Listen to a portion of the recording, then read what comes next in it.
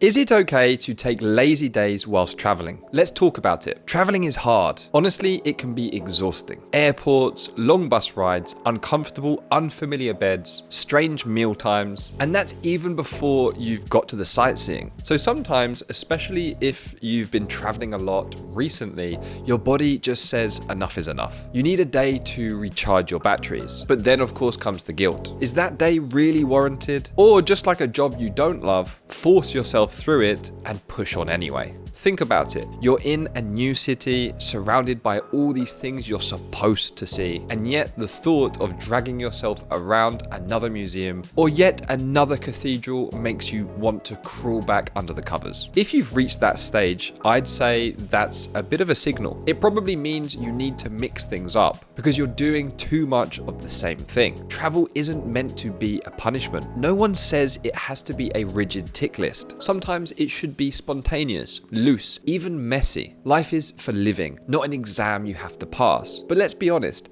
I also get the pressure to make the most of every single moment. I work a full-time job too, so I completely understand the value of time. You work all year, save up your salary, carefully selecting how many holiday days you can spare, and then when you finally get away, there's that temptation to cram in as much as possible because you know you won't be back anytime soon. If you feel that tension, trust me, I'm in the same boat. And it can be really hard to give yourself permission to slow down when you've made such an investment of time and money to be there. But here's my view. Lazy days aren't a waste. They're an essential part of travel. In fact, they make the trip more memorable. Think about Spain, where I live. Rest is literally built into the culture. There's the siesta, long lunches that stretch into the afternoon, cafes where people sit for hours without anyone even hurrying them along. You could say Spain has perfected the art of slowing down. And I think there's something we can learn from that. And can we just take a moment to appreciate the joy of people watching? I remember years ago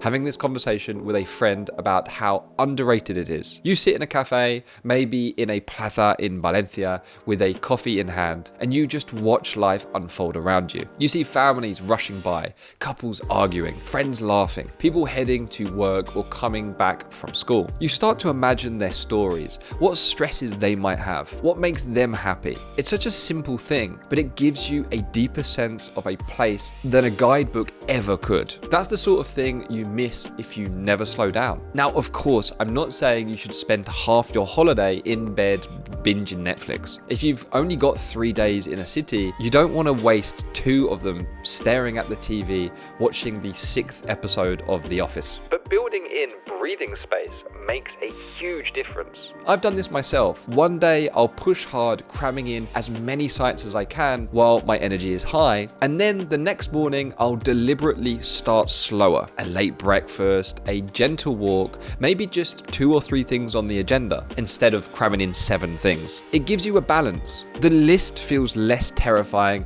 and you actually enjoy what you're seeing instead of marching through it half asleep. And the best part is, when you've got only 2 or 3 things on the agenda, that leaves room for spontaneity. You might wander past a church that wasn't on your list, but it grabs your attention. You might spot a quirky little museum that you never heard of. Or you might get pulled into a diversion you didn't plan for at all. And sometimes it's not even about choice, it's about flexibility. I've had days where I had a plan to see several big sites. Because of health issues or complications, we had to scrap the plan completely. And you know what? That's not a failure. It's just life steering you in a different direction. It might not feel like the best thing in the moment, but fighting against it only ruins your day. Sometimes going with the flow is exactly the right thing to do. And sometimes it's about prioritizing. Travel isn't about seeing everything. It's about seeing the things that matter to you. For example, I don't feel like I need to visit every single museum. Sometimes I'll just admire the building from the outside.